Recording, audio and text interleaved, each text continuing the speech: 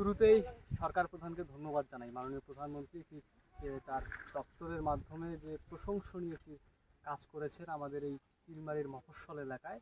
এটি অত্যন্ত প্রশংসনীয় একটি কাজ। কারণ আমি এখন আছি যে জায়গাটি, এটি হচ্ছে চিলমারির আকালুরঘাট নামক যে স্থান, সেটি দীর্ঘদিন থেকে এখানকার মানুষের চলাচলের একটি বড় অসুবিধা হচ্ছে যে এখানে একটি সরু অর্থাৎ চিকন একটি ব্রিজ ছিল। সেই ব্রিজে ভারী কোনো যানবাহন যেতে পারতো না, বড় কোনো গাড়ি যেতে পারতো না, যার ফলে এখানকার মানুষের কিন্তু একটি দুর্ভোগ ছিল। এর পরবর্তীতে কিন্তু আরেকটি ব্রিজ এখানে হয়ে কিছুদিন আগে হয়েছে। এই হচ্ছে সেই ব্রিজটি। আসলে এটি হওয়ার পর এই এলাকার প্রায় কয়েক হাজার মানুষের চলাচলের যে সুবিধা বা যে দুঃখ দুর্দশা ঘুচেছে এই ব্রিজটির কারণে। সর্বোপরি এখন এই ব্রিজের সুফল কিন্তু এখানকার কয়েক হাজার মানুষ পাচ্ছেন। আমরা কিন্তু কথা বলেছি সংশ্লিষ্ট এবং যারা এই সুফলভোগী বা যারা এই রাস্তাটি বা এই ব্রিজটি ব্যবহার করছেন, তারা মাননীয় প্রধানমন্ত্রীকে ধন্যবাদ জানিয়েছেন যে এই ধরনের একটি এলাকায় এত বড় একটি ব্রিজ হয়েছে, সেটি কল্পনায় ছিল না এখানকার মানুষের। এটি শুধুমাত্র সম্ভব হয়েছে মাননীয় প্রধানমন্ত্রীর কারণে।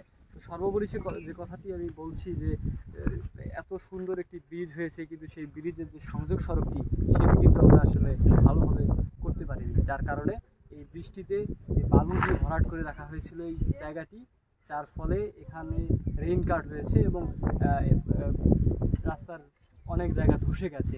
এবং ইতিমধ্যে আমরা কথা বলেছি, এখানে প্রায় 2টি অটো কিন্তু উল্টে গিয়েছিল এবং অ্যাক্সিডেন্টও হয়েছিল। এই যে সমস্যা, সুফলের থেকে এখন সমস্যা নিয়ে আমরা বেশি ভুগছি।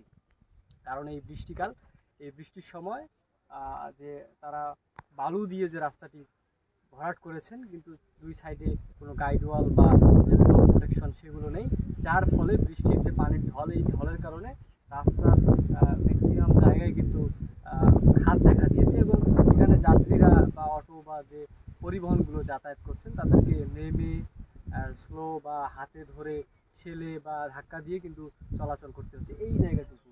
এখানে মূলত এই সমস্যা এখানকার মানুষের। তারা বলছিলেন যদি এই সমস্যাটা একটু সমাধান করা যায়, তাহলে তাদের যে কাঙ্ক্ষিত স্বপ্ন বা কাঙ্ক্ষিত যে প্রত্যাশা সেটি কিন্তু সম্ভব হবে। তো সর্বোপরি যে দাবি বা এখানকার মানুষের যে চাহিদা বা চাওয়া পাওয়া, সেটি হচ্ছে যে খুব দ্রুত যদি এই সংযোগ সড়কটি নির্মাণ বা সংস্কার করা হয় ভালোভাবে, তাহলে হয়তো দ্রুত মানুষ চলাচল করতে পারবে এবং তাদের যে গন্তব্যস্থল সেখানে যেতে তাদের আর দুর্ভোগ পোহাতে হবে না। তো সংশ্লিষ্ট যে দপ্তর রয়েছেন, এলজিডি উপজেলা প্রকৌশলী যিনি রয়েছেন, তার কাছেও আমাদের একটি আবেদন যে দ্রুত যদি যত দ্রুত সম্ভব এই রাস্তাটি সংস্কার করা হোক।